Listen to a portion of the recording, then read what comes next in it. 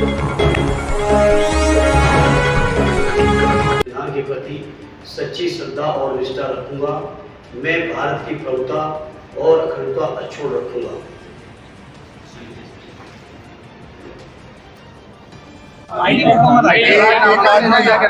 एक आदमी सबसे पहले मैं आज के नामांकन के मौके पर सदैव नेताजी को नमन करता हूँ, क्योंकि आजमगढ़ की आज जो समाजवादी थाती है उन्होंने खून पसीने से चीज की।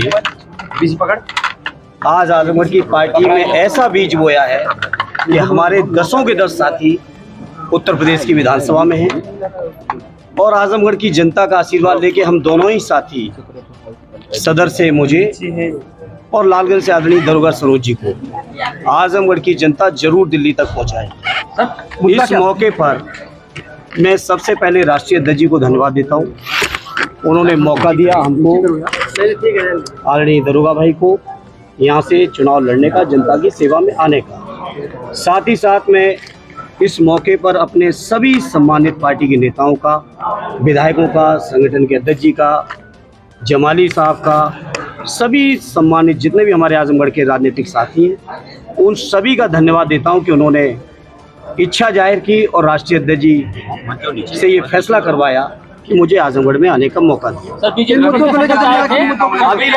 जाइए। प्रदेश अध्यक्ष आए थे, उनका कहना था कि परिवार ही समाजवाद है। अभी उस पर भी बात करेंगे। सबसे पहले मैं इस मौके पर आजमगढ़ के जनमानस को विश्वास और भरोसा दिलाता हूं कि जिस उम्मीद और विश्वास के साथ हमारे राष्ट्रीय अध्यक्ष जी ने मुझे यहाँ भेजा है, आजमगढ़ के हमारे राजनीतिक साथियों ने मुझे यहाँ मांगा है, मैं आजमगढ़ के जनमानस की तरक्की, विकास, खुशहाली, उनके मान सम्मान और स्वाभिमान और आजमगढ़ का जो राजनीतिक तेवर देश की राजनीति में रहा है, उस तेवर को हमेशा कायम रखने का हर संभव प्रयास करूंगा। सर, भूपेंद्र चौधरी के बयान पे क्या कहेंगे? अभी तो आइए, इनके बयानों की क्या चिंता करनी है, बयान दे रहे हैं, बयानों के अलावा इन पे कुछ बचा नहीं। अच्छा, कैसे कह रहे थे आप यहाँ से हारेंगे, अखिलेश जी वहाँ से हारेंगे, कन्नौज से, तब इनको यादों की कदर होगी। देखिए, वो बहुत बड़े ज्योतिषी हैं और उनके बारे में कुछ नहीं कहेंगे। वो 19 के लोकसभा के चुनाव में ब्रह्मा जी को भी चुनौती दे रहे थे। वो बेरोजगारी घटाने के नए नए फार्मूले भी बता रहे थे।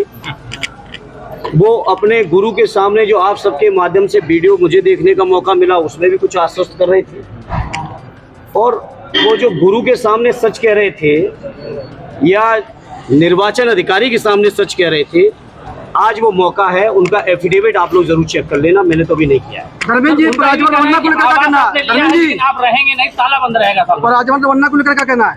पराजमल रवन्ना जो आवाज जो आपने लिया है, देखिए, मैंने आपसे कहा कि ये नेताजी के बनाए हुए रिश्ते हैं और उन रिश्तों की बुनियाद पर मुझे भी आज मौका पार्टी ने दिया है। मैंने शुरुआत में ही कहा कि इस क्षेत्र की जनता की हर संभव सेवा करने में, विकास में, तरक्की में, सुख में, दुख में, जहाँ कहीं भी मेरी ज़रूरत होगी, इस क्षेत्र के लोग मुझे अपने बीच पाएंगे।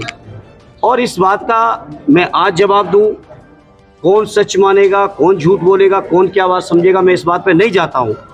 मैं अपने काम से ये चीज़ों का एहसास कराऊंगा और आप सब में से अगर किसी के संपर्क बदायूं के लोगों के साथ हो तो वहाँ पे आप संपर्क करिएगा, पूछिएगा, जानकारी लीजिएगा मेरे बारे में। मैनपुरी में अगर आपके संपर्क हो वहाँ पूछिएगा, इलाहाबाद में अगर संपर्क हो आपके वहाँ पूछिएगा। इसलिए हम लोगों को नेताजी ने जनता के प्रति सेवा भाव, जनता के प्रति अपनापन, जनता के प्रति जज्बात के साथ राजनीति करना सिखाया है और उसी रास्ते पे हम लोग चल रहे हैं। धर्मेंद्र जी, मुकाबला नहीं है, बसपा से हमारा मुकाबला, आप तीसरे नंबर पे पकड़ा गया। मुकाबला इस बार जनता किसी से नहीं होने देगी। जनता एक तरफा इस बार दे रही है और आजमगढ़ तो समाजवादियों का पहले से गढ़ रहा है। जहां समाजवादी पार्टी गठन के बाद अब तक लोकसभा चुनाव नहीं भी जीत पाई पश्चिम की कुछ सीटों पर, वो सीटें भी इस बार समाजवादी पार्टी ऐतिहासिक जीत के आ रही है। और जब तक आजमगढ़ का ये 6ठे चरण का चुनाव आएगा, मैं समझता हूँ समाजवादी पार्टी, माननीय अखिलेश यादव और हमारे इंडिया गठबंधन के लिए आंधी होगी जब तक यहाँ की वोट पड़ेंगे। राजमहल रवन्ना को लेकर क्या कहना है धर्मेंद्र जी? राजमहल रवन्ना के अब आपको ये भी देखना है कि मतदान प्रतिशत स्वाभाविक है कम हो रहा है, और कम इसलिए हो रहा है, झूठ का गुब्बारा कब तक फुलाओगे? 2 करोड़ रोजगार के वादे करने के बाद जहां आपको 20 करोड़ रोजगारों का हिसाब देना चाहिए था, क्या हिसाब दिया? महंगाई कम करने का दावा करने वालों को क्या हिसाब नहीं देना चाहिए था? क्या किया? स्विस बैंक के पैसे के बारे में मेरे मीडिया के साथियों आज बीजेपी के लोगों से आप पूछते ही नहीं हो। किसानों की आमदनी के दूने के बारे में आप सवाल करो और उसका जवाब लो बीजेपी को। तो जब आप देखोगे कि जनता को लगातार झूठ बोला है तो स्वाभाविक है लोग निराश हैं, और ये निराशा बीजेपी का सफाया करेगी। पुलिस भर्ती को क्या कहना है? पुलिस भर्ती को लेकर क्या कहना है? अब अफवाहें नहीं है, ये शब्द आप वापस लीजिए। अब अफवाहें नहीं है। वैक्सीन कंपनी के ने माननीय न्यायालय में जो बात कही है उसको अफवाह नहीं कह सकते, और इस बात को हमारे राष्ट्रीय अध्यक्ष जी ने तो उस समय भी कहा था, तब देश के अधिकांश लोग उनके ऊपर हमला कर रहे थे। ये आज इस मौके पर मैं समझता हूँ देश के लोगों को धन्यवाद देना चाहिए हमारे राष्ट्रीय अध्यक्ष जी को, जिनकी दूरदर्शी थी कि भाजपाई वैक्सीन है। अगर भाजपाई वैक्सीन न होती, जबरदस्ती जहां वैक्सीन लगवाई जल्दबाजी में, वहीं उन कंपनियों से चंदा भी उठाया।